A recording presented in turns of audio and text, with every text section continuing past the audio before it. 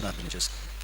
మహోన్నతమైనటువంటి మా ప్రియ పరిశుద్ధుడా, మీ మహోన్నతమైన ఘనమైన పరిశుద్ధ నామమునకు వందనాలయ్యా. మరి ఒక మారు దేవునితో ఒక ఘడి అనే ఈ ఆధ్యాత్మిక ధ్యాన కార్యక్రమంలో మరి విశేషంగా 9 దినముల ఆత్మీయ ప్రయాణం, దేవానాటి చారిత్రక సంఘటనల నేపథ్యంలో ప్రస్తుత మా ఆత్మీయ జీవితములను ప్రశ్నించుకోవడానికి మీ పరిశుద్ధాత్మ సహాయం చేత, మీ పరిశుద్ధ సన్నిధిని మీ వాక్యము చేత సంధించబడడానికి మమ్మను మేము సరిచేసుకుని గొప్ప కృపను దయచేశారు. తిరిగి దేవునితో ఒక గడియ ఈ 10వ దిన ధ్యానం కొరకు సిద్ధపడుతున్నామయ్యా. నా మాటలు కేవలం నిష్ప్రయోజనములు, మీరు మాటలు అనడం మాకు ఎంతో ప్రయోజనకరం. మానవాత్మను మరుగుపరిచి, మానవ స్వరమును మరుగుపరిచి, మహిమ కలిగిన మీ శుద్ధాత్మ సహాయం, మనోహరమైన మీ స్వరం ఈ సాయంకాల రాత్రి వేళ మాకు అనుగ్రహించి మా జీవితాలలో మీదైనటువంటి కృపను అనుగ్రహించమని యేసు నామమున ప్రార్థించి వేడుకొనుచున్నాను తండ్రి, ఆమేన్. దేవునికి మహిమ కలుగును గాక. దేవుని ప్రేమించి ఆయన పరిశుద్ధ సన్నిధిని ఆశతోనూ ఆసక్తితోనూ చేరివచ్చిన ప్రియ విశ్వాసులందరికీ మన ప్రభువును ప్రియరక్షకుడైన యేసుక్రీస్తు వారి ప్రశస్తమైన పరిశుద్ధ నామములో శుభాలు తెలియజేస్తున్నాను. ప్రియులరా, దేవునితో ఒక గడియ అనే ఈ ఆధ్యాత్మిక ధ్యాన కార్యక్రమంలో మరి విశేషంగా 10వ దినములోనికి మనము నడిపించబడ్డాం. గడిచిన 9 దినముల ఈ ఆత్మీయ ప్రయాణంలో దేవుడు తన యొక్క స్వరము చేత లేదా తన వాక్యము చేత మనల్ని ప్రశ్నిస్తూ ఉన్నాడు. దానికి మన జీవితమే సమాధానం కావాలని ఆశిస్తూ ఉన్నాడు. ముందుగా చెప్పినట్లుగానే ఇది టెక్స్ట్ని బట్టి నడుస్తున్నటువంటి ధ్యానము కాదు. మొదట టెక్స్ట్ని బట్టి చారిత్రక సంఘటన సందర్భాల ఆధారాలను బట్టి ప్రోగ్రామ్ షీట్ తయారు చేసిన దేవుని యొక్క నడిపింపు మేరకు దాన్ని తిరిగి మార్చి టెక్స్ట్ నుంచి కాంటెక్స్ట్లోనికి, అంటే ఆనాటి చారిత్రక సంబంధమైనటువంటి ఆ టెక్స్ట్ని ఆధారంగా తీసుకొని ప్రస్తుతము మన ఆత్మ సంబంధమైనటువంటి కాంటెక్స్ట్ సందర్భానికి అన్వయించుకోవడమే ఈ యొక్క సమూయేలు మొదటి గ్రంథంలో ఈ సంవత్సరము మనము ధ్యానం చేస్తున్నటువంటి ఈ మాటలు. నిన్నటి దినమున మనకి దేవుడు వేసిన ప్రశ్న, మందసం తిరిగి వచ్చిందా? ఆనాడు ఇశ్రాయేలు ప్రజల జీవితంలోనికి వారి ప్రమేయం ఏమీ లేకుండానే దేవుని మందసం తిరిగి వచ్చింది. వారు మందసాన్ని పోగొట్టుకున్నామని కానీ, తిరిగి తెచ్చుకోవాలని కానీ, లేదంటే మందసము పోయింది అని కానీ, ఎలాంటి మందసము పట్ల ఎలాంటి ఫీలింగ్ వారికి లేదు. అలాంటి పరిస్థితుల్లో కూడా దేవుడు తన కృపను బట్టి మందసాన్ని తిరిగి వారి మధ్యకు తీసుకొని వచ్చినట్లుగా, నడిపించినట్లుగా మనం చూస్తున్నాం. అయితే నేడు మన పరిస్థితి వేరు. ఆయనే మన కొరకు ఓ మందసంగా 2000 సంవత్సరాల క్రితం ఈ లోకంలోనికి రావడం జరిగింది. ఇప్పుడు మనము మందసం కలిగి ఉన్నామా లేదా పోగొట్టుకున్నామా? మందసం మన జీవితంలోనికి తిరిగి వచ్చిందా లేదా కోల్పోయామా? ఈ విషయాన్ని ప్రశ్నించుకుందాం. నిజమే, మందసం అంటే ఏంటి? మందసం అంటే అది ఒక చెక్కపిట్ట? మందసం అంటే ఒక 4 మూలలు కలిగినటువంటి ఒక సాధనమా, వస్తువా అంటే కాదు. 7 విషయాలు మందసం అంటే ఏంటో మనం నిన్నటి దినాన జ్ఞాపకం చేసుకున్నాం. మందసం అంటే ఆయన పరిశుద్ధతకు, మందసం అంటే ఆయన సన్నిధికి, అలా 7 విషయాలు సాదృశ్యంగా తీసుకున్నాం. సో మందసము తిరిగి వచ్చిందా అంటే నువ్వు కోల్పోయిన పరిశుద్ధత తిరిగి మరలా నీ జీవితంలోనికి వచ్చిందా? మందసము తిరిగి వచ్చిందా? నువ్వు పోగొట్టుకున్న దేవుని సన్నిధి నీ జీవితంలో తిరిగి వచ్చిందా? మందసము తిరిగి వచ్చిందా? నువ్వు పోగొట్టుకున్నా లేదా కోల్పోయిన ఆయన ఎంపిక తిరిగి వచ్చిందా? ఆయన ప్రత్యక్షత తిరిగి వచ్చిందా? ఈ విషయాలన్నీ కూడా జ్ఞాపకం చేసుకోండి. ఈరోజు ఒక రకంగా దానికి కొనసాగింపునే అని మనం అనుకోవాలి. ఈ 10వ దినం. సమూయేలు మొదటి గ్రంథం 7వ అధ్యాయం మొదటి 6 వచనాలు, లూకా సువార్త 15వ అధ్యాయం 17 నుంచి 24 వచనాలు. నిన్న మందసం తిరిగి వచ్చిందా? నిజానికి ఈరోజు నువ్వు తిరిగి వచ్చావా అని పెట్టుకోవాలి. నిన్న ఏం తిరిగి వచ్చిందండి? మందసం తిరిగి వచ్చిందా? ఈరోజు నువ్వు తిరిగి వచ్చావా అని పెట్టుకోవాలి. కానీ దీనికి మిష్పా అనుభవము అనే పేరు మనం పెట్టుకున్నాం. మందసం ఒకటి తిరిగి వస్తే చాలదు, మిష్పా అనుభవం ద్వారా మనం కూడా తిరిగి రావాల్సిన అవసరం ఉంది. ఈరోజు ఎన్నో రోజు అండి? అంటే 40 దినాల ఈ ధ్యానంలో ఈ రోజుతో మొదటి భాగాన్ని మనం 4 భాగాలుగా చేసుకుంటే ఫస్ట్ 10 డేస్ని కంప్లీట్ చేసుకోబోతున్నాం. కనుక ఇది ఒక మైలురాయి వంటి ధ్యానం. మనల్ని మనం మిష్పా అనుభవంలోనికి నడిపించుకునే ప్రయత్నం చేద్దాం. కాంటెక్స్ట్లోనికి వెళ్ళే ముందు టెక్స్ట్ ఏంటి అనేది ఆలోచన చేసుకుంటే, మొదటి వచనంలో కిర్యత్యారీము వారు వచ్చి యెహోవా మందసం తీసుకుపోయి కొండ యందుండి అబీనాదాబు ఇంట చేర్చి దానిని కాపాడుటగా అబీనాదాబు కుమారుడైనటువంటి ఎలియాజర్ను ప్రతిష్ఠించారు. సో రిచువల్స్ అన్ని యాజ్ యూజువల్గా జరిగిపోతున్నాయి. మందసము కిర్యత్యారీములో ఎంతకాలం ఉందయ్యా అంటే 20 years ఉంది, 20 సంవత్సరాలు. అప్పటికి ఇశ్రాయేలీయుల యొక్క ఆత్మీయ స్థితి ఎలా ఉందంటే, ఆ 20 సంవత్సరాలు కూడా వారు దేవుణ్ణి అనుసరించడానికి ఏమయ్యారండి? ఆ 2వ వచనంలో కనబడుతుంది, దేవుణ్ణి అనుసరించడానికి వారు దుఃఖపడుతూ వచ్చారు, ఏడుస్తూ వచ్చారు. ఎందుకు అంటే, నిన్న చెప్పుకున్న మందసం అయితే తిరిగి వచ్చింది, కానీ ఇశ్రాయేలు ప్రజలకు ఇంకా విడుదల రాలేదు. మందసాన్ని ఫిలిస్తీన్లు పంపించేశారు. But there is no freedom. వారికి ఏమి రాలేదండి? విడుదల రాలేదు.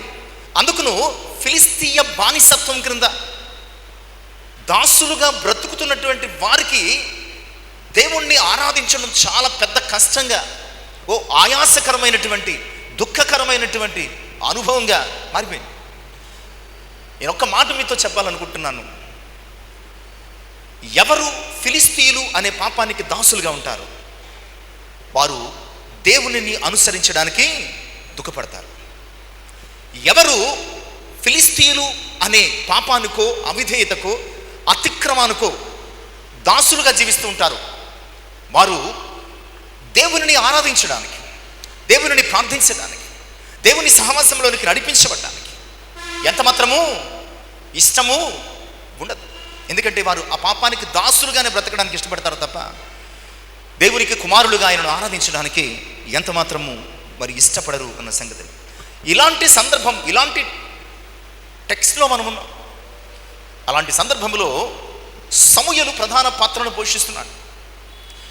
సమూయేలు వారిని అలాగే వదిలేయకుండా ఒక దైవజనుడిగా వారిని క్రమపరచడానికి, వారిని గుణపరచడానికి, వారిని సరిచేయడానికి, దేవునికి దూరంగా వారు నశించిపోకుండా తిరిగి దేవుని యందు ఆసక్తి కలిగినటువంటి భక్తిపరులుగా వారిని మలచడానికి ఒక చక్కటి కాల్ 3వ వచనములు ఇస్తున్నాడు. సమూయేలు ఇశ్రాయేలు అందరూ ఇట్లైన మీ పూర్ణ హృదయంతో యెహోవా యందుకు మల్లుకొనిన యెడల అన్య దేవతలను అస్తారోతు దేవతలను మీ మధ్య నుంచి తీసివేసి పట్టుదల కలిగి యెహోవా తట్టు మీ హృదయములను తిప్పి ఆయనను సేవించిన యెడల అప్పుడు ఆయన ఫిలిస్తీయుల చేతుల నుంచి, రండి ఇశ్రాయేలు ప్రజలారా, మీకు సత్యాన్ని చెప్తున్నాను, మీకు కావలసిన ఆ గొప్ప విడుదలను గురించినటువంటి రహస్యాన్ని చెప్తున్నాను, రండి. మందసం వచ్చింది, కానీ మీరు ఇంకా ఎందుకు విడుదల పొందలేదు తెలుసా? మీరు మిమ్మల్ని విడిపించగలిగిన దేవుని వైపు చూడటం లేదు, బానిసలుగా ఎవరైతే మిమ్మల్ని చేశారో వారి వైపే మీరు చూస్తున్నారు. మిమ్మల్ని బానిసలుగా చేసిన దాని వైపు, వారి వైపు మీరు చూసినంతకాలం మీకు దుఃఖమే మిగులుతుంది. విడిపించగలిగిన దేవుని వైపు మీరు మళ్ళుకోండి, మీ పూర్ణ హృదయంతో ఆయన ఎద్దుకు తిరిగి రండి. కమ్ బ్యాక్ అంటూ సమూయేలు ఒక అద్భుతమైనటువంటి హెచ్చరికను, అద్భుతమైనటువంటి పిలుపును ఫిలిస్తీన్ల చేతుల్లోంచి ఇశ్రాయేలీయులు విడిపించబడ్డానికి కావలసినటువంటి ఒక కీ పాయింట్ని వారికి తెలియజేశాడు. అంతటి వెంటనే వారు బయలు అస్తారోతు దేవతలను విడిచిపెట్టేసి దేవుణ్ణి మాత్రమే సేవించడం మొదలుపెట్టారు. అయిపోయింది పని అని అనుకోలేదు. ఏదో ఒకసారి గద్దించి ఒకసారి క్రమపరిచి అయిపోయింది అనుకోలేదు. వారిని గుణపరచడము చాలా ప్రధానమైనది. అందుకనే వారిని మళ్ళా ఒక మెసేజ్తో కబురు పెడుతున్నాడు. ఇశ్రాయేలీయులందరినీ కూడా ఎక్కడికి పిలవమంటున్నాడు? మిష్పాకు పిలవమంటున్నాడు. మీరు అక్కడికి వస్తే మీ పక్షంగా నేను ప్రార్థన చేస్తాను. అయితే ఇశ్రాయేలు అందరూ కూడా మిష్పాలో కూడుకొని నీళ్లు చేది యెహోవా సన్నిధిని కృమ్మరించి ఆ దినము ఉపవాసం ఉండి యెహోవా దృష్టికి మేము పాపాత్ములమని ఒప్పుకున్నప్పుడు మిష్పాలో సమూయేలు ద్వారా దేవుడు ఇశ్రాయేలు ప్రజలకు ఏమిచ్చాడండి? న్యాయాన్ని కలుగ చేస్తూ ఉన్నట్లుగా మనము చూస్తున్నాం. ప్రియులారా, ఈరోజు మన జీవితాలలో పాపమునకు దాసులుగా ఉన్నంతసేపు కూడా స్వతంత్రత కలగదు, న్యాయము జరగదు. దేవుని వైపుకు మల్లుకుంటే, దేవుని పిలుపుని అందుకుంటే కనుక ఖచ్చితంగా మన జీవితంలో న్యాయము జరుగు. దేవుని మీద ఆధారపడితే, దేవుని వైపు మనము నిరీక్షించగలిగితే, దేవుని నమ్ముకోగలిగితే ఖచ్చితంగా మనకు న్యాయము జరుగుతుంది అన్నది ఇక్కడ ఇశ్రాయేలు ప్రజల ద్వారా మనం చూస్తున్నాం. ఈరోజు మన అంశం ఏమిటంటే మిష్పా అనుభవం. మిష్పా అంటే కావలి గోపురము లేదా యెహోవా కనిపెట్టు స్థలము. కావలి గోపురము లేదా యెహోవా కనిపెట్టు స్థలం. ఇది యెరూషలేము పట్టణానికి ఉత్తరాన ఇంచుమించుగా 7 మైళ్ళ దూరంలో ఉన్నది. ఆనాడు వారు దేవుని ఆరాధించడానికైనా, దేవుని స్వరం వినడానికైనా, దేవునికి ఏది చేయడానికైనా ఇశ్రాయేలు ప్రజలు తరచుగా కూడుకునే స్థలము ఏదైనా ఉన్నది అంటే అది మిష్పా. ఇంతవరకే మనకి దీని చరిత్ర అవసరం. ఎందుకంటే ఇది టెక్స్ట్ని బట్టి నడుస్తున్న ధ్యానం అయితే కాదు, కాంటెక్స్ట్. అప్పటి సందర్భము ఇప్పటి మన ఆత్మీయ సందర్భానికి సంబంధించి, ఆత్మీయ జీవిత సందర్భానికి సంబంధించి అక్కడ వరకే దాని చరిత్ర, దాని అర్థాలు, దాని ఉద్దేశాలు మనకి అవసరం. ఈరోజు మిష్పా అనుభవంలో ఉన్నావా? ఈ ప్రశ్నకు మన సమాధానం వెతుకుతామండి. మిష్పా అంటే మనము యెహోవా కనిపెట్టి ఉండు స్థలం, అంతే కదా. ఇశ్రాయేలు ప్రజలు వారు బయలు అస్తారోత్ వైపును వెళ్ళిపోయారు, ఫిలిస్తీయుల చేతుల్లో పడిపోయారు, స్వతంత్రత లేదు. దేవుడు ఏం చేస్తున్నాడో తెలుసా? మిష్పా అనే ఈ పేరుకు అర్థము ఉన్నట్టుగానే ఆయన ఇశ్రాయేలు ప్రజల కొరకు మిష్పాలో కనిపెట్టుకుని కూర్చున్నాడు. ఇశ్రాయేలు ప్రజలు తిరిగి రావాలని, వారు తిరిగి తమ దేవుని యొద్దకు వచ్చి తమ దేవుని ఆరాధించాలని, ఆయనకు జనులుగా, ఆయన వారికి దేవునిగా ఉండాలని ఈ మిష్పా అనే అనుభవంలో దేవుడు ఏం చేస్తున్నాడో తెలుసా? తన ప్రజల కొరకు వెయిట్ చేస్తున్నాడు, తన ప్రజల కొరకు కనిపెట్టుకుని ఉన్నాడు. ఎందుకంటే ఆయనే కదా మనకు కానీ ఆనాటి ఇశ్రాయేలు ప్రజలకు కానీ కావలి గోపురము. కావలి గోపురము దట్ మీన్స్ వాచ్ టవర్. అది ఆ కోట అంతటికి ఒక గొప్ప ప్రొటెక్షన్, రక్షణను ఇచ్చింది. ఆడు ఇశ్రాయేలు ప్రజలు కానీ ఈరోజు మనకు కానీ కావలి గోపురము ఎవరంటే దేవుడే.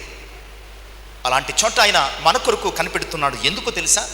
మనము మిష్పా అనుభవంలోనికి నడిపించబడాలని, అంటే మన కొరకు కనిపెడుతున్నటువంటి ఆయన యొక్క సహవాసములోనికి తిరిగి రప్పించబడాలని, మన కొరకు కనిపెడుతున్నటువంటి ఆయన సహవాసములోనికి మనం తిరిగి నడిపించబడాలని ఆయన ఎదురు చూస్తున్నాడు. ఈరోజు మిష్పా అనుభవం ఏంటో ఓ 7 విషయాలు మనం చూద్దాం త్వరగా మనకున్నటువంటి సమయాన్ని బట్టి. యాజ్ ఎర్లీ యాజ్ పాసిబుల్ మనం కంప్లీట్ చేసుకోవడం ప్రయత్నించాం. మొట్టమొదటిగా ఈ మిష్పా అనుభవంలో ఉన్నటువంటి 7 సంగతులలో మొదటి సంగతి 6వ వచనపు మొట్టమొదటి భాగం. వారు మిష్పాలో కూడుకొనిరి. 5వ వచనంలో సమూయేలు వారు కాలిస్తున్నాడు. ఇశ్రాయేలీయులందరినీ కూడా మిష్పాకు పిలువనంపుడి అన్నాడు. ఒక కాల్ ఇచ్చాడు, ఒక మెసేజ్ పంపించాడు. ప్రియులారా, ఆ మెసేజ్ విన్న తర్వాత ఈ మిష్పా అనుభవంలో ఇశ్రాయేలీయులు తీసుకున్న ఫస్ట్ స్టెప్ ఈజ్ ఏంటండి? వారు మిష్పాకు వచ్చారు, లేదా మిష్పాలో కూడుకుని ఉన్నారు. ఇది ఎలాంటి అనుభవం అంటే వారు తమ సమ్మతిని తెలియజేస్తున్నారు, యాక్సెప్టెన్స్. మిష్పా అనుభవములో మనము తిరిగి దేవుని యొక్క సహవాసములోనికి నడిపించబడాలంటే, ఎందుకంటే ఆయన సహవాసంలోంచి మనము తొలగిపోయాము. బయలు అస్తారోతు వంటి అనేక, ఆ రోజు 2, 3, ఈరోజు కొన్ని వందల వేల దేవతలను మన యొక్క హృదయంలో పెట్టుకుని దేవునికి దూరం అయిపోతున్నటువంటి పరిస్థితుల్లో ప్రియులారా, మనకు స్వతంత్రత కావాలంటే కనుక, విడుదల కావాలంటే కనుక మనం ఖచ్చితంగా మిష్పా అనుభవంలో నడిపించబడాలి. మిష్పా అనుభవంలోనికి మనం నడిపించబడాలంటే ఆయన పిలుపుకు మనము స్పందించి మిష్పాకు రావాలి. మిష్పాకు ఇశ్రాయేలు ప్రజలు రావడం దేనిని సూచిస్తుందంటే వారి సమ్మతిని, వారి యాక్సెప్టెన్స్ని సూచిస్తూ ఉన్నది. ప్రియులారా, ఈరోజు మిష్పా అనుభవంలో మొట్టమొదటిగా నీవు మిష్పాకు వచ్చావా లేదా అంటే, ఇంకా సమ్మతి కలిగి దేవుని మాటకు, దేవుని పిలుపుకు, దేవుని హెచ్చరికకు, దేవుడు తన వాక్యము ద్వారా మనల్ని ఖండిస్తున్నప్పుడు, గద్దిస్తున్నప్పుడు, మాట్లాడుతున్నప్పుడు ఆ అనుభవంలోనికి నీవు వచ్చావా లేదా విసుక్కుంటున్నావా? ఆ అనుభవంలోనికి నువ్వు నడిపించబడ్డావా? ఆయన రమ్మన్నాడు, ప్రభువా ఇదిగో నేనున్నాను, నేను వస్తాను అని చెప్పి సమ్మతి గల మనస్సుతో మనం ఆయన సన్నిధికి వచ్చామా? ఇది ఈనాటి మిష్పా అనుభవములు. తిరిగి మనము దేవుని సహవాసంలోనికి నడిపించబడే ఆ స్థితికి మొట్టమొదటి మనం చేయాల్సిన పని, ఆ రోజు ఇశ్రాయేలీయులు చేసిన పని, సమ్మతి కలిగిన మనస్సులతో మిష్పాకు ఆయన మన కొరకు కనిపెట్టుకుని ఉన్న ఆయన సన్నిధికి సమ్మతి కలిగిన మనస్సులతో మనము రావాలి అన్న సంగతిని వాక్యం ద్వారా జ్ఞాపకం చేస్తున్నాను. యాకోబు 4:8 ఆయన చక్కని మాట అంటాడు, దేవుని యొద్దకు రండి. పూర్తి చేసే వెంటనే మాట, దేవుని యొద్దకు రండి, అప్పుడు ఆయన యొద్దకు. అంతే కదా, దేవుని యొద్దకు రండి, అప్పుడు ఆయన మీ యొద్దకు. మనము మిష్పా అనుభవము ద్వారా దేవుని యొద్దకు ఇశ్రాయేలు ప్రజల వలె ఎలాగూ ఎప్పుడు మనము రాగలుగుతాము ప్రియులారా? అప్పుడు ఖచ్చితంగా మిష్పాలో మనకి ఏం దొరుకుతుంది? ఆయన సహవాసము మన కొరకు కనిపెట్టుకుని ఉన్నాడు కనుక ఆయన సహవాసము ఖచ్చితంగా దొరుకుతుంది. ఆయన సహవాసంలోనికి రావాలంటే మొట్టమొదటి అనుభవం సమ్మతి గల మనసు మనకి రావాలి. యోహాను మొదటి పత్రిక 3:20 యోహాను అంటాడు, యోహాను మొదటి పత్రిక 3:20 ఆయన ఎదుట మన హృదయములను ఏం చేద్దామనుకుంటాడు? సమ్మతి. నిజమే తప్పు చేశాం, నిజమే పొరపాటు చేశాం, నిజమే పాపం చేశాం, నిజమే ఆయనకు ఆయాసకరంగా ప్రవర్తించాం. అయితే ఎంత చేసినా ఆయన ఇంకా మన కొరకు మిష్పాలో కనిపెట్టుకుని ఉన్నాడు కనుక మన కొరకు కనిపెట్టుకుని ఉన్నటువంటి ఆయన యొద్దకు వచ్చి మనల్ని మనము మన దేవునితో సమ్మతి పరుచుకునే ప్రయత్నము చేద్దాం. అందుకనేనేమో బహుశా చాలా ప్రార్థించాడండి దావీదు. ఏమనంటే 51వ సంకీర్తన పాపం చేసిన తర్వాత 12-13 చరణాలలో దయచేసి త్వరగా ఆ మాటలు చదవండి. ఇంకా మనం 6 విషయాలు ధ్యానం చేసుకోవాలి. 51వ సంకీర్తన 12-13. నీ రక్షణానందము నాకు మరల పుట్టించుము. ఎందుకంటే పాపముతో నీ రక్షణ తాలూకా ఆనందము నా జీవితంలో పోయింది. పాపము తాలూకా దుఃఖము ఆ రోజు ఇశ్రాయేలు ప్రజల్లో ఎలా ఉందో అలాగే నాకు ఉంది. కనుక దావీదు కీర్తిస్తూ ప్రార్థిస్తూ అంటున్నాడు, నీ రక్షణానందము నాకు మరల పుట్టించుము, సమ్మతి గల మనస్సును కలుగు చేసి నన్ను దృఢపరచుము, అప్పుడు అతిక్రమము చేయవారికి నీ త్రోవలను బోధించుదురు, పాపులను నీ తట్టు. ఎంత గొప్ప ఇంటర్సెసరీ ప్రేయర్, ఎంత గొప్ప రికన్సిలియేషన్, ఎంత గొప్ప రిపెంటెన్స్ దావీదు యొక్క ప్రార్థనలో కనపడుతుంది ప్రియులారా. ఇది కదా సమ్మతి అంటే. సమ్మతి అంటే మన పాపాలను మనం ఒప్పుకోకుండా, మన బలహీనతలను ఒప్పుకోకుండా, మన తప్పులను మనం ఒప్పుకోకుండా దేవుని ఆరాధించడం సమ్మతి ఎలాగవుతుంది? వాటన్నిటిని ఒప్పుకొని మనం ఖచ్చితంగా దేవుని ఆరాధించగలిగితే అది కదా సమ్మతి. లూకాసు వార్త 15వ అధ్యాయం మనం చదువుకున్న 2వ భాగం 17-24 టెక్స్ట్ అంతా ఇప్పుడు చదవవసరం లేదు. ఇందులో ఈ చిన్న కుమారుడు తిరిగి రావడానికి అతనికి వచ్చిన ప్రధానమైన అంశం ఏంటంటే తెలుసా? ఇంతవరకు లోకముతో సమ్మతి పడిపోయినటువంటి ఈ కుమారుడు తండ్రి ఉద్దేశాలతో, తండ్రి చిత్తముతో సమ్మతి పరచబడ్డానికి బుద్ధి వచ్చింది. 17వ వచనపు ఫస్ట్ ఆ వర్డ్ ఏంటంటే, అయితే అతనికి సమ్మతి అంటే ఏంటో తెలుసా? బుద్ధి రావడం. సమ్మతి అంటే ఏంటో తెలుసా?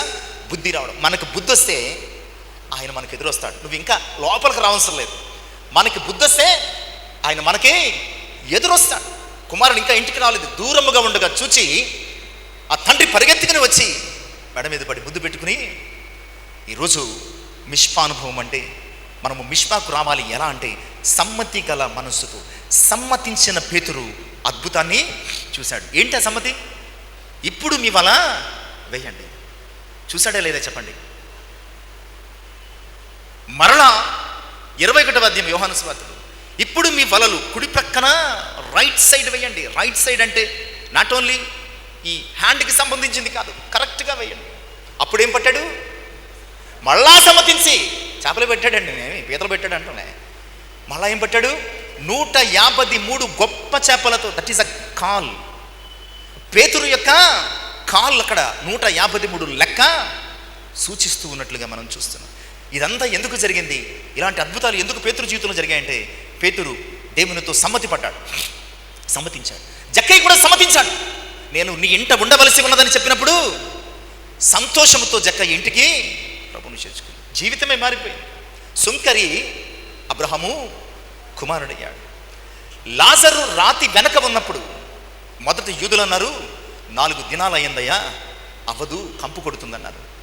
ప్రభు నమ్మిన ఎడల దేవుని మహిమను చూస్తాం, మొదట రాయి తీయండి అన్నప్పుడు వారు 4 దినాల తరువాత, ఒకవేళ ట్రెడిషనల్గా కానీ లీగల్గా కానీ ఒక్కసారి క్లోజ్ చేసినటువంటి ఆ టూంని ఓపెన్ చేయడం నేరం, మహానేరం.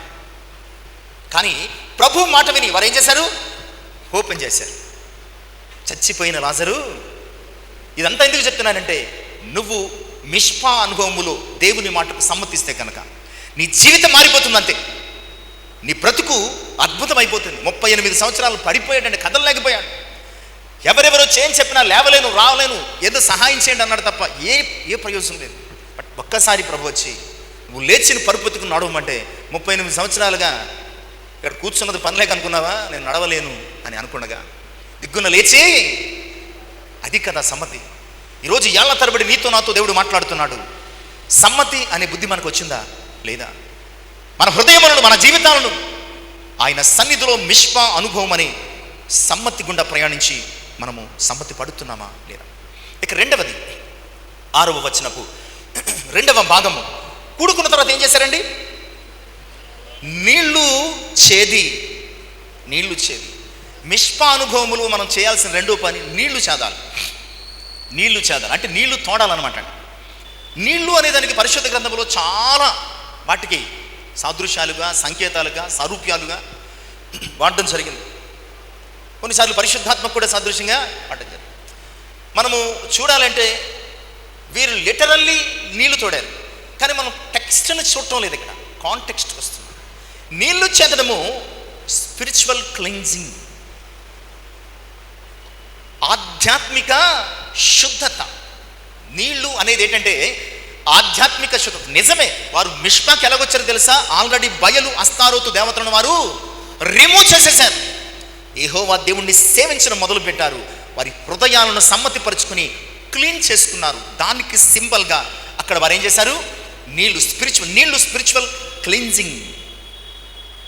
It's symbolising purification of the heart.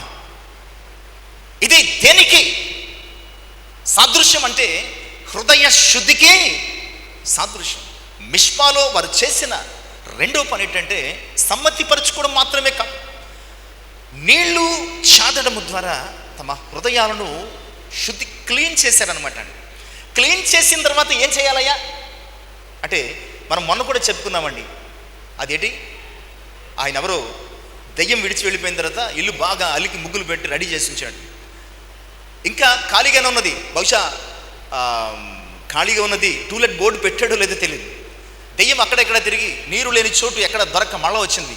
నా ఇంటికి నేను పోతాను, చూసేటప్పుడు చాలా అందంగా ఉంది, సరే చాలా బాగుంది, నాకంటే ఇంకా నా ఫ్రెండ్స్ని కూడా తెచ్చుకుంటాను. 7 చెడ్డమైన దెయ్యాన్ని తీసుకొచ్చి బాగా పాడైపోయింది. ప్రియులారా, నీళ్లు చెదిన అనుభవం ఏమిటంటే, నువ్వు ఎప్పుడైతే బయలు అస్తారోతు దేవతలను విడిచి నీ హృదయాన్ని ఖాళీ చేసుకుని దేవుని సన్నిధికి వచ్చావో అప్పుడు నీవు నీళ్లు తోడుకోవాలి. చాలా వాటికి సంకేతాలుగా ఉన్న ప్రియులారా, నీరు అనేది వాక్యానికి ప్రధానమైనటువంటి సంకేతం. హెబ్రీ పత్రిక 10:22లో నిర్మలమైన ఉదక స్నానము చేత అంటాడు. ఉదకము అంటే నీరు. ఉదకం అనే మాటకు అర్థం ఏంటంటే నీరు. నిర్మలమైన ఉదక స్నానము చేత మన శరీరాత్మలను నిత్యము మిష్పా అనుభవములు ఏం చేసుకోవాలో తెలుసా అండి? ఆయన వాక్యము చేత కడుక్కోవాలి. నీళ్లు చదవడం అంటే వారు దేవుని సన్నిధికి వచ్చి, ఒకవేళ లిటరల్లీ వాళ్ళు నీళ్ళే చేద్దరు, కానీ ఈరోజు కాంటెక్చువల్గా మన స్పిరిచువల్ లైఫ్కి అది ఏమి బోధిస్తుంది అంటే, మనము సమ్మతి కలిగిన హృదయములతో దేవుని సన్నిధికి వచ్చిన తర్వాత ఏం తోడుకోవాలండి? మీ తప్పుల్ని నేను, నా తప్పుల్ని మీరు తోడుకోవడం కాదు. ఏం తోడుకోవాలా? వాక్యాన్ని తోడుకోవాలి, వాక్యాన్ని చదువుకోవాలి. ఎందుకంటే నీ వాక్యము నన్ను బ్రతికించాను, నా బాధలో అదే నాకు నెమ్మది కలుగు చేశాను. మనుషుడు రొట్టె వలన మాత్రమే కాదు, ఆయన నోట నుంచి వచ్చు ఆయన వాక్యము మనకు జీవాహారం. కనుక ఇది అది తోడుకుంటే మనకి చెత్త బయటకు వస్తుంది. వాక్యాన్ని తోడుకుంటే మనలో చెత్త బయటికి. మిష్పా అనుభవములు ఇశ్రాయేలు ప్రజల ద్వారా దేవుడు మనతో చెప్పదలిచిన రెండవది, నువ్వు నీళ్లు చేదుకు అంటే దేవుని సన్నిధిలో ఎప్పుడు ఏం తోడుకోవాలి, నువ్వు ఎంత తోడుకుంటే అంత ఆశీర్వాదం. వారు నీళ్లు చేదారు అంటే దేవుని వాక్యాన్ని. ఈరోజు మనము కూడా దేవుని సన్నిధిలో దేవుని వాక్యాన్ని చేదుకుంటూ, పోషించబడుతూ, బలపరచబడుతూ, వర్ధిల్లుతూ మనము ముందుకు సాగాల్సిన అవసరం. ఇక మూడవది 6వ వచనం 3వ భాగం. చేదిన తర్వాత వాళ్ళు ఏం చేశారు? లిటరల్లీ ఇక్కడ ఏం జరుగుతుందంటే యెహోవా సన్నిధిని వారు కుమ్మరించారు. ఇక నేను మీతో పంచుకోవాల్సినది ఏంటంటే కుమ్మరించుకున్నారు. వారు దేవుని సన్నిధిని ఆ నీళ్లు కుమ్మరించారు. ప్రియులారా, కుమ్మరించడం లేదా కుమ్మరించడం ఏదైనా ఉపయోగించవచ్చు. కుమ్మరించడం లేదా కుమ్మరించడం ఏదైనా రైట్ వర్డ్. కుమ్మరించడం అనేది ఏంటో తెలుసా? ఒకవేళ దేవుడు కుమ్మరిస్తే అది పరిశుద్ధాత్మాభిషేకం అవుతుంది, ఆశీర్వాదాలు అవుతాయి. కానీ మనము కుమ్మరించుకోవడం అనేది పశ్చాత్తాపపు అనుభవం. వారు నీళ్లు చేరి ఏం చేశారండి? కుమ్మరించారు. అంటే వారు పశ్చాత్తాపడుతున్నారు. దేవుని సన్నిధికి వచ్చిన ప్రతిసారి కూడా ఆయన సన్నిధిని మనం ఏమవ్వాలో తెలుసా? కుమ్మరించబడాలి. మనము ఎప్పటికీ పరిశుద్ధులము కాదు, ఎప్పటికీ నీతిమంతులము కాదు. నీతిమంతుడు ఒక్కడును లేడు. కనుక ప్రతి క్షణము, ప్రతిసారి, ప్రతి గడియ దేవుని సన్నిధికి వచ్చిన ప్రతి తరుణంలో కూడా మనం చేయాల్సినటువంటి పని ఏమిటంటే ఆ వాక్యము విన్న తర్వాత, ఇందాకేం చేశారు? నీళ్ళు చేదు. వాక్యము విన్న తర్వాత, చేదుకున్న తర్వాత మనలో ఉన్నటువంటి సమస్త పాప బలహీనతలను దేవుని సన్నిధిలో పశ్చాత్తాపం ద్వారా కుమ్మరించుకోవాలి మన హృదయములను. దావీదేమన్నాడు? అవును, నేను పాపము చేశాను. ఎస్, నిజమే. ఈరోజు మన జీవితాలలో కుమ్మరించుకోవాలి. లూకాసు వార్త 7వ అధ్యాయం 38వ వచనం. లూకాసు వార్త 7వ అధ్యాయం 38వ వచనం. పాపపు స్త్రీ ప్రభు వెనక్క తట్టు వచ్చి ఆయన పాదాల మీద కుమ్మరించబడుతుంది. నేను అనుకుంటాను ఆమె విడిచింది కన్నీళ్లు కాదు, తన్ను తాను ఆయన పరిశుద్ధ పాదాల మీద కుమ్మరించుకుంటుంది. అక్కడ కన్నీళ్ళు కుమ్మరింపు కాదు, తన్ను తాను కుమ్మరించుకుంటుంది. ఎందుకు కుమ్మరించుకుంటుందంటే పరిశుద్ధ ప్రభు యొక్క పాదాల దగ్గర తాను పశ్చాత్తాప పడుతుంది. తన పాపముల నిమిత్తమై, తన అవిధేయత నిమిత్తమై, తన అతిక్రమాల నిమిత్తమై ఆమె పశ్చాత్తాపడి తన్ను తాను ఆయన పాద సన్నిధిలో కుమ్మరించుకుంటుంది. అంతే. ఈరోజు మిష్పా అనుభవములు దేవుడు మనకు నేర్పిస్తున్న 3వ పాఠం. దేవుని సహవాసం నీకు కావాలంటే దేవుని సన్నిధికి వచ్చిన ప్రతిసారి కూడా నిన్ను నీవు ఒక పరిశుద్ధునిగాను, పరిశుద్ధురాలిగాను, ఒక ఫాల్స్ ప్రెస్టేజ్కి వెళ్ళదు. నిన్ను నీవు దేవుని సన్నిధిలో కుమ్మరించుకో. పశ్చాత్తాపపు అనుభవం ద్వారా కుమ్మరించుకో. అలా కుమ్మరించుకుంటే ఖచ్చితంగా తిరిగి మనము ఆయన సహవాసములోనికి నడిపించమని. ఇక 4వ అంశం, మిష్పా అనుభవములు వారు చేసిన 4వ పని ఏంటండి? ఆ దినమున వారు ఏం చేశారండి? ఉపవాసం ఉన్నారు. ఉపవాసం అంటే ఉప ప్లస్ వాసము. చాలామంది దైవజనులు చెప్తారు, కానీ మరలా మనం చెప్పుకోవాలి. ఉప ప్లస్ వాసం. పసలపొడులు చాలాసార్లు చెప్పాను, అందుకని నవ్వుతున్నారు. ఉపవాస కూటాలు పెట్టుకుని ప్రతిసారి కూడా వాళ్ళకి ఆ మాట చెప్తాను. అప్పుడప్పుడు కొందరు మర్చిపోతూ ఉంటారు, కొందరు జ్ఞాపకం చేస్తుంటారు మన పసలపొడి సంఘ సభ్యులు. వీళ్ళరా ఉపవాసము. ఉప అంటే దగ్గరగా, వాసం అంటే నివాసం. ఇది లిటరల్ మీనింగ్. ఉప ప్లస్ వాసము ఈజ్ ఈక్వల్ టు ఉపవాసం. అంటే దగ్గరగా సహవాసం చేయడం ఎవరితోనంటే దేవునితో. ఉపవాసము చేసినప్పుడు నీ గదిలోనికి వెళ్ళి, నేను చెప్పడం లేదు, నీ గదిలోనికి వెళ్ళి ముఖం కడుక్కోమన్నాడు. ముందు ముఖం కడుక్కొని నీ గదిలోనికి వెళ్ళి తలుపు వేసుకుని ప్రార్థన చేసుకుంటే నీ ముఖం ఈ మనుషులకు కనపడాలని, నేను ఉపవాసం ఉన్నానని ఇతరులకు తెలియజేయబడాలని. ఎంత మాత్రం కూడా స్పిరిచువల్ లైఫ్లో దెర్ ఇస్ నో పబ్లిసిటీ అండి. పబ్లిసిటీ చేస్తే అసలు నువ్వు ఆత్మీయుడు కాదు, అంతే, ఫైనల్. స్పిరిచువల్ లైఫ్లో దెర్ ఇస్ నో పబ్లిసిటీ. కేవలము మనము దేవుడు అంతే. ఉపవాసం, ఉప ప్లస్ వాసం, ఇది లిటరల్ మీనింగ్. బట్ ఆత్మీయ ఉద్దేశం ఏంటంటే ఉపవాసం అంటే ఏంటో తెలుసా? ఉపేక్షించుకోవడం. ఉపవాసం అంటే ఏంటో తెలుసా? ఉపేక్షించుకోవడం. మిష్పా అనుభవంలో వారు చేసిన 4వ పని, తమను తాము ఉపేక్షించుకున్నారు. తగ్గించుకున్నారో, కోల్పోయారో, పోగొట్టుకున్నారు. ఎంతకాలము తమను దేవునికి దూరం చేసిన తమలో ఉన్న ప్రతి దానిని కూడా ప్రియులారా వారు వదిలేసుకున్నారు. ఈరోజు దేవుని సన్నిధికి వస్తున్నావు, ఉపవాసం ఉన్నావా? అవునండి, నేను అన్నం నీ అన్నము తినడము తినకపోవడం ఎవరికి కావాలి ఇక్కడ? నిన్ను నువ్వు ఉపేక్షించుకున్నావా? ఉపవాసం ఉండడం అంటే దేవుని సహవాసం కదా, దేవునికి దగ్గరగా జీవించడం కదా. అలాంటి విశ్వానుభవములో నిన్ను నువ్వు ఉపేక్షించుకున్నావా, తగ్గించుకున్నావా? నీలో ఉన్న అహాన్ని, అసూయను, క్రోధాన్ని, ద్వేషాన్ని, పగను, ప్రతీకారాన్ని వీటన్నిటినీ ఉపేక్షించుకోలేకపోతే ఎప్పటికీ నీకు విశ్వానుభవం దొరకదు. అంటే దేవుని సహవాసము లభించదు. వారు దేవుని సన్నిధికి వచ్చి ఉపవాసం ఉన్నారు అంటే మరేదో భౌతికంగా అన్నం మానేసేసి కూర్చున్నారని అర్థం కాదండి. తమ్మును తాము ఉపేక్షించుకున్నారు. దేవుని సహవాసములో తమ్మును తాము వదిలేసుకున్నారు.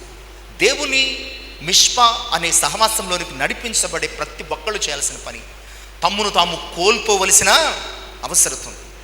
తమ్మును తాము వదులుకోవలసిన అవసరం ఉంది. అబ్రహాము ఎందుకు విశ్వాసులకు తండ్రి అయ్యాడంటే తన్ను తాను పోగొట్టుకున్నాడు. తన సొంత ప్రజలను, తన సొంత దేశాన్ని, తన సొంత ఆస్తులను, అంతస్తులను నువ్వు లేచి నీ దేశాన్ని, నీ బంధువులను, నీ తండ్రి ఇంటి వారిని విడిచిపెట్టమన్నప్పుడు అతడు ఉపవాసం ఉన్నట్టే అక్కడ. అంతే కదండి. ఉపవాసం అంటే అన్నమైనడం కాదు. అక్కడ అబ్రహాము ఉపవాసం ఉన్నట్లే వదిలేసుకుని వచ్చేసాడు. తృణప్రాయంగా కొడుకుని ఇచ్చామంటే ఇచ్చేశాడు. అది కూడా ఉపవాసమే కదా. ఏది వదులుకోకుండా అన్నీ కావాలి అనుకుంటున్నా నీకు ఉపవాసం అనే ఎక్స్పీరియన్స్ ఇంకా రాలేదనమాట. ఉపవాసం అంటే లిటరల్లీ అన్నం మానేయడం అనుకుంటున్నావేమో. ఉపవాసం అంటే నీ కొరకు అన్నీ వదులుకున్న దేవుని సన్నిధిలో నీవు అన్నీ వదులుకుని నిలవగలగాలి. నీవు దేవుని కొరకు అన్నీ వదులుకొని నిన్ను నీవు ఉపేక్షించుకున్నటువంటి, ఎందుకు నేను చెప్పడం లేదు, ఇది ప్రభువే చెప్తున్నాను. మత్తయి సువార్త 16వ అధ్యాయం 24వ వచనములో ఎవడైనా నన్ను వెంబడింప గోరిన ఎడల వాడు ఏం చేయాలటండి? నిష్పానుభవములైన సహవాసం రావాలంటే, వెంబడించాలంటే కనుక తన్ను తాను ఫస్ట్ కండిషన్ ఈజ్ ఉపేక్షించుకోవడం. అంతే. ఉపేక్షించుకోకపోతే ఎన్ని ఏళ్ళు క్రైస్తవులుగా, విశ్వాసులుగా, దేవుని సంఘములో సభ్యులుగా కొనసాగిన వేస్ట్. ఉపేక్షించుకోవాలి. నన్ను వెంబడించాలి, క్రైస్తవునిగా జీవించాలి, నిష్పానుభవంలో నడిపించబడాలంటే వి మస్ట్. అంతే. కోల్పోవాలి నీ అనే అనుభవాన్ని. ఇది నేను కూడా చెప్పలేదు. పౌలు కూడా ఏమన్నాడు? నేను చచ్చిపోయాను అంటున్నాడు. చచ్చిపోయాడు పౌలు? అప్పటికి చచ్చిపోయాడా? ఇంతకు ముందున్నటువంటి సౌలు చచ్చిపోయాడు. ఇంతకు ముందున్న నీలో సౌలు చచ్చిపోయాడా? చచ్చిపోతేనే ఉపవాసం ఉన్నట్లు, ఉపేక్షించుకున్నట్లు, నిష్పానుభవంలోనికి నడిపించబడినట్లు. ప్రియులారా, దేవుని సహవాసం నీకు పౌలేమన్నట్టే, నేను జీవించి నేను చచ్చిపోయాను, సౌలుగా చచ్చిపోయాను. ఆయనను హింసించి, ఆయనను దూషించి, ఆయన సంఘమును ఇబ్బంది పెట్టి అనేకులను చంపేసినటువంటి ఆ పాత సౌలు చచ్చిపోయాడు. ఇప్పుడు బ్రతుకుతున్నది సౌలు కాదు, క్రీస్తే పౌలుగా బతుకుతున్నాడు. The great experience in his life. ప్రియులారా, ఈరోజు నువ్వు ఉపవాసం రావా అంటే అన్నం మానేసావా? కాదు. దేవునికి ఆయాసకరంగా ఉన్నవి మానేసావా? దేవునికి వేదనకరంగా ఉన్నాయి మానేసావా? దేవునికి నీకు అడ్డుగా ఉన్నాయి మానేసావా? దేవుని సన్నిధిలో విడిచిపెట్టాల్సినవి విడిచిపెట్టావా? అందుకనే ఎఫెసీ పత్రిక 4:22 చక్కటి మాటలు పౌలు భక్తుడు ఎఫెసీ సంఘంతో, ఈరోజు సార్వత్రిక సంఘంతో మాట్లాడుతున్నాడు. కావున ఉపవాసం అంటే వదులుకోవడం అంటే ఆయన సహవాసంలోనికి నిష్పానం నడిపించమంటే, కావున మునుపట్టి ప్రవర్తన విషయంలోనైతే అమ్మా చెడిపోవు మీ ప్రాచీన స్వభావము వదులుకుని. మొట్టమొదట ఏమంటాడు? ఉపవాసం అంటే వదులుకోండి. ఇంతకు ముందున్నటువంటి చెడిపోయినటువంటి మీ ప్రాచీన స్వభావాన్ని వదులుకోండి. ఇప్పుడేం చేయాలి మీరు? మిష్పాలో మీ చిత్తవృత్తి యందు నూతన పరచబడిన వారై ఆయన యందు నవీన స్వభావము. ప్రియులారా, ఉపవాసము ఉండడం ద్వారా వీరేం చేశారో తెలుసా? వారు పాత స్వభావాన్ని విడిచిపెట్టి నవీన స్వభావాన్ని. పాము కూడా పాత చర్మాన్ని విడిచిపెడుతుందండి, మనిషి మాత్రమే విడిచిపెట్టలేకపోతున్నాడు. అంటే ఎవరు ప్రమాదం ఇప్పుడు? పాము కూడా, విషపూరితమైన పాము కూడా తన పాత చర్మాన్ని విడిచిపెడుతుంది, మనిషి మాత్రం. ఎవరు ప్రమాదకరం, ఎవరు విషపూరితం? ఇప్పుడు మనమే. ఆ విషపూరితమైనటువంటి మిష్పా అనుభవాన్ని విడిచిపెట్టి మనము దేవుని సన్నిధిలో మనల్ని మనము కోల్పోయి ఆయన మాత్రమే మనలో జీవించు అనుభవంలోనికి నడిపించబడాలి. ఇక 5వది మిష్పా. టైం ఎక్కువ అవుతుంది కనుక నేను షార్ట్ కట్ చేసుకుంటూ వెళ్ళిపోతున్నాను. ఇక 5వ అనుభవం 6వ వచనపు తర్వాత భాగం చూద్దామండి. యెహోవా దృష్టికి మేము చాలండి. యెహోవా దృష్టికి మేము పాపాత్ములమని మిగతా తర్వాత చూద్దాం. మిష్పా అనుభవములు ఇశ్రాయేలు ప్రజలకు కలిగిన 5వది ఏంటో తెలుసా? వారు తమ పాపాన్ని గ్రహిస్తూ ఉన్నారు. Most important thing. నువ్వు పాపాన్ని ఒప్పుకోవాలి అంటే ఏం చేయాలి? అసలు నేను పాపం చేశానని నాకు గ్రహింపు కలగాలి. లేకపోతే పరిచయం వలే ఉంటాం. పరిచయుడు ఏం ప్రార్థన చేస్తాడు? 18 అబ్బే నేను చాలా గొప్ప అన్నాడు. ప్రార్థన చేసినటువంటి పరిచయుడు గొప్పోడు అయిపోయాడా? పాపి నేను ఒప్పుకున్నా. సో ప్రియులరా, మిష్పా అనుభవంలో ఇశ్రాయేలు కలిగింది.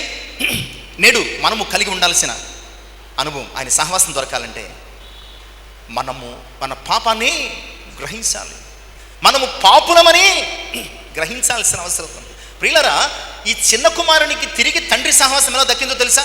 లూకాసు వార్త 15:17-19 అతడు అనుకుంటున్నటువంటి ఆలోచనలు ఏమైతే ఉన్నాయో అవన్నీ కూడా దేనిని రిప్రజెంట్ చేస్తున్నాయో తెలుసా?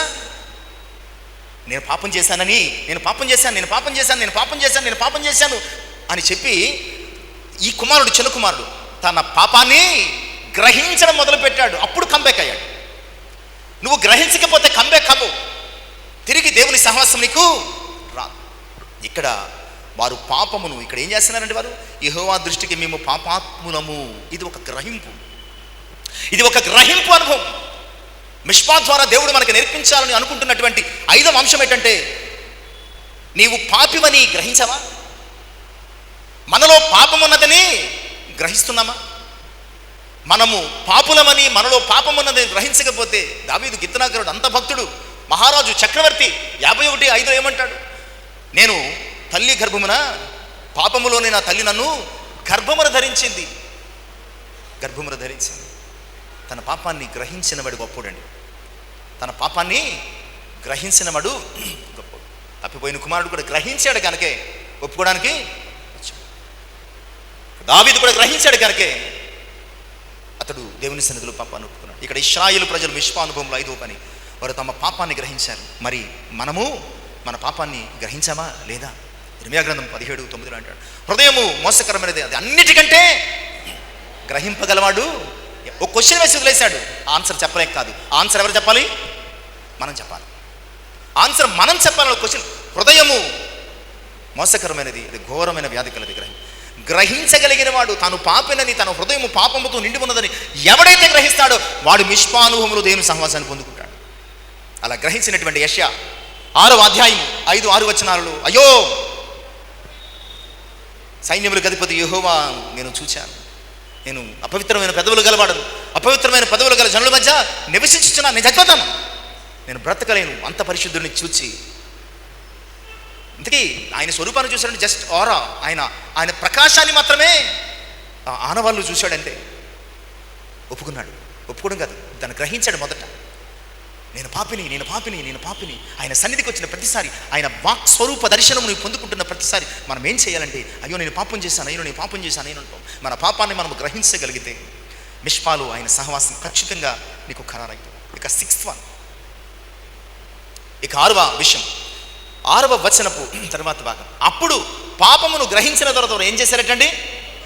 ఒప్పుకున్నారు. ఎందాక పాపాన్ని గ్రహించడం మాత్రమే కాదు ప్రియులారా, గ్రహించిన పాపాన్ని ఒప్పుకోవడం కూడా కేవలము గొప్పవారి లక్షణం. పాపాన్ని గ్రహించడం, ఒప్పుకోవడం పాపుల లక్షణం అనుకుంటున్నారేమో. కాదు.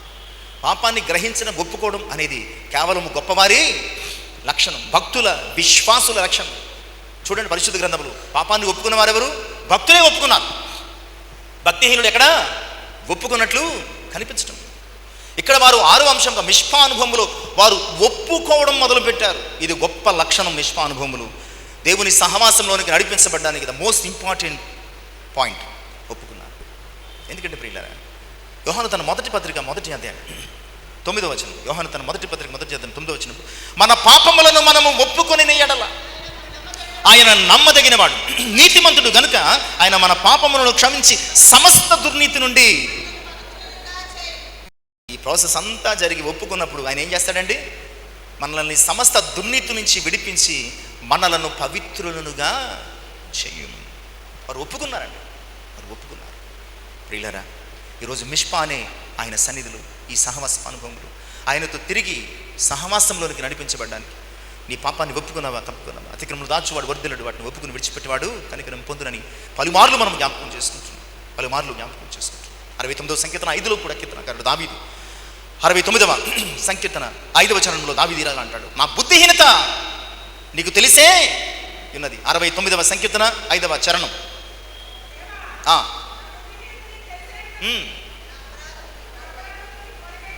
నువ్వు ఒప్పుకోనంత మాత్రాన ఆయనకి తెలియవని అనుకో. మన బుద్ధిహీనత ఆయనకి తెలుసు. నీకు మరుగయ్యేది ఉండదు. బెటర్ థింగ్ ఏంటంటే మనం సరెండర్ అయిపోవడం ఒకటే మనకు కావాల్సిన బెటర్ కూడా కదా, బెస్ట్ థింగ్ ఇస్ మనం దేవునికి సరెండర్. ప్రభా ఆయనకు మరుగైనది ఇది. ఒప్పుకున్నారు. లూకాసు వార్త 15వ అధ్యాయం 21వ వచనంలో కూడా చూద్దామా? లూకాసు వార్త 15వ అధ్యాయం 21వ వచనంలో కూడా మనం చూద్దామండి. అప్పుడు ఆ కుమారుడు అతనితో, తండ్రి నేను పరలోకమునకు విరోధముగా నీ ఎదుట పాపము చేసి తిని, ఇక మీదట నీ కుమారుడు నన్ను అనిపించుకున్నట్టు యోగ్యుడను. వెంటనే తండ్రి దాసులను చూసి ప్రశస్త ఉంగరం చెప్పులు తీసుకురండి, ఇదిగో ఈ నా కుమారుడు చనిపోయి బ్రతికెను, తప్పిపోయి. ఏం జరుగుతుంది ఇక్కడ? రీకమ్యూనియన్, సహవాస పునరుద్ధరణ. తండ్రి కుమారుడు తండ్రి నుంచి కోల్పోయిన సహవాస పునరుద్ధరణ తిరిగి కలపబడుతుంది. సహవాస పునరుద్ధరణ, రీకమ్యూనియన్ అనేది నిజమే. మనం ఎప్పుడైతే ఆయన సన్నిధిలో మన పాపాన్ని ఒప్పుకోగలుగుతామో అదే మన జీవితంలో మిష్పానుభవంలో 6వ అంశం. అప్పుడు ఖచ్చితంగా దేవుని సహవాసం. ఇక్కడ కుమారుడు పాపములు ఒప్పుకున్న వెంటనే ఏమన్నాడు? తండ్రి అంగీకరించాడు, ఇతడు నా కుమారుడు. ఈరోజు మనం ఒప్పుకుంటే ఆయన సహవాసం మనం పొందుకుంటాం. మనల్ని ఆయన కుమారుడుగా, ఆయన మనకు తండ్రిగా ఉంటాడు. అప్పుడు మనకి న్యాయం జరుగుతుంది. ఇక చివరిది ఏమనుకుంటున్నారు అసలు? చివరిది ఒక చిన్న ఆలోచన. చివరిది ఏమనుకుంటున్నారు చెప్పండి? అయిపోయినాయి మిష్పానుభూలు అనే. చివరిది ఏముంది? ఇక సమూయేలు ఇశ్రాయేలీయులకు న్యాయం చేశాడు. కానీ మనము వెనక్కి వెళ్ళబోతున్నాం. 7వ అధ్యాయం 4వ వచనం. అంతటా ఇశ్రాయేలీయులు బయలు దేవతలను, అస్తారోతు దేవతలను తీసివేసి, 7th వన్ ఏంటో తెలుసా? వారు ఇదంతా చెయ్యకపోవడం చేసిన పని ఏంటో తెలుసా? విడిచిపెట్టారు. సాధారణంగా విడిచిపెట్టడం అనే ప్రక్రియ ఎక్కడ ఉంటుంది? ఇప్పటి వరకు మనం 6 ధ్యానం చేసుకున్నాం కదా. ఆ 6 అయిన తర్వాత తమ పాపములను ఒప్పుకున్న తర్వాత విడిచిపెట్టడం. అందుకనే నేను ఈ ఆర్డర్ ప్రకారం చివరే పెట్టాను. కానీ ఇశ్రాయేలు ప్రజలు నిజానికి ఇది ఎప్పుడు జరిగింది? ఫస్ట్ జరిగిపోయింది. ఇది చాలా ఆశ్చర్యకరమైనటువంటి దేవుని యొక్క సంకల్పం, ఉద్దేశం. ఈ ప్రాసెస్ ఎప్పుడు జరిగిందంటే ఈ ఒప్పుకొని ఇప్పటివరకు చెప్పిన 6 అంశాల తర్వాత జరగలేదు. ఈ 6 అంశాలు జరగడానికి ముందు జరిగింది. వారు విడిచిపెట్టారు. నిజమే ప్రియులారా, వాక్యం ఇక్కడ ఏం చెప్తుందంటే, నువ్వు మొట్టమొదట నీ పాపాన్ని విడిచిపెడితేనే కానీ దేవుని సన్నిధికి రాలేవు. నీ పాపాన్ని విడిచిపెడితేనే కానీ దేవుని సన్నిధికి రాలేవు. నీ పాపాన్ని విడిచిపెడితేనే కానీ దేవుని వాక్యాన్ని వినలేవు. నీ పాపాన్ని విడిచిపెడితేనే కానీ పశ్చాత్తాపము పొందలేవు. నీ పాపాన్ని విడిచిపెడితేనే కానీ నీవు ఉపేక్షించుకోలేవు. నీ పాపాన్ని విడిచిపెడితేనే కానీ అసలు నీ పాపం ఏంటో నువ్వు గ్రహించలేవు. నీ పాపాన్ని ఒప్పుకుంటేనే కానీ ప్రియులారా నీ పాపాన్ని విడిచిపెట్టు. ఇక్కడ ఈ విడిచిపెట్టడం అనేది విడిచిపెడితేనే ఇవన్నీ మనం విడిచిపెడితేనే ఆయన సన్నిధికి రాగలం, వాక్యాన్ని వినగలం, ఉపేక్షించుకోగలం. విడిచిపెడితేనే మన పాపాన్ని గ్రహించగలం. విడిచిపెడితేనే మన పాపాన్ని ఒప్పుకొనగలం. కనుక విడిచిపెట్టడం అనేది జరగాల్సింది మొదటే జరగాలి.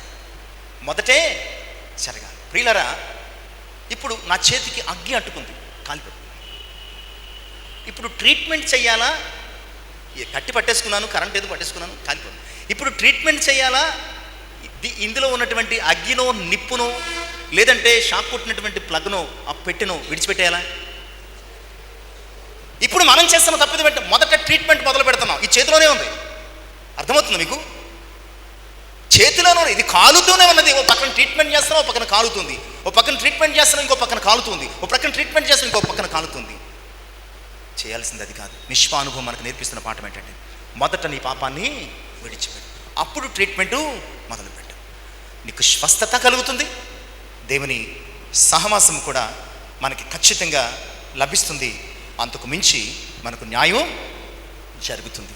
కనుక ఇలాంటి మిష్పా అనుభవం ఈరోజు మన ఆత్మీయ జీవితంలో కలగాలని, జరగాలని కోరుకుంటూ కొద్ది మాట ముగిస్తున్నా. తల నుంచి మనం ప్రార్థన చేసుకున్నాం. పరిశుద్ధ వందనాలు దేవ స్తోత్రాలు. ఇంతవరకు మిష్పా అనుభవము అనే ఈ అంశంలో ఆనాడు మిష్పాలో ఇశ్రాయేలు ప్రజలు కలిగి ఉన్న అనేక ఆత్మీయ సందర్భాలను ఈరోజు మా ఆధ్యాత్మిక జీవిత నేపథ్యంలో ధ్యానించాను ఆయన. నిజమే ప్రభా, మీ సన్నిధిని సమ్మతిపరుచుకుని అయ్యా వాక్యమును విని పశ్చాత్తాపడి మా పాపములను ఒప్పుకుని వాటిని విడిచిపెట్టడం, ఉపేక్షించుకోవడం ఆత్మీయ జీవితానికి మీ సహవాసాన్ని తిరిగి మేము పొందుకోవడానికి అవసరమైంది నాయన. ఇశ్రాయేలు ప్రజలు మీ సహవాసాన్ని పోగొట్టుకున్నారయ్యా, ఫిలిష్తీయులకు బానిసలయ్యారు. తిరిగి మీ సహవాసం కొరకు సమూయేలు వారిని సిద్ధపరుస్తున్నప్పుడు అయ్యా వారు సమ్మతితో మీ సన్నిధికి వచ్చారయ్యా. వారు వాక్యాన్ని విన్నారయ్యా, వారు మీ సన్నిధిని కృమరించుకున్నారయ్యా, వారు ఉపేక్షించుకున్నారయ్యా, వారు తమ పాపములను గ్రహించారయ్యా. అయ్యా వారు పాపమును ఒప్పుకొని విడిచిపెట్టారు. ఈరోజు మేము వస్తున్నాం. కానీ మిష్పా అనుభవములో ఈ ప్రక్రియ అయితే మా జీవితంలో జరగడం లేదు. ఈ వాక్యం ద్వారా ఈ అనుభవాన్ని మా కొరకు చేసి ఈ ప్రాసెస్ని మా ఆత్మీయ జీవితంలో జరిగించి మమ్మల్ని మీ సహవాసములో స్థిరపరిచి బలపరిచి నడిపించమని, విన్న వాక్యం హృదయం ఫలింపజేయమని యేసయ్య నామమున ప్రార్థించి పెట్టుకొని చున్నాను తండ్రి. ఎవరికి మహిమ కలుగును గాక.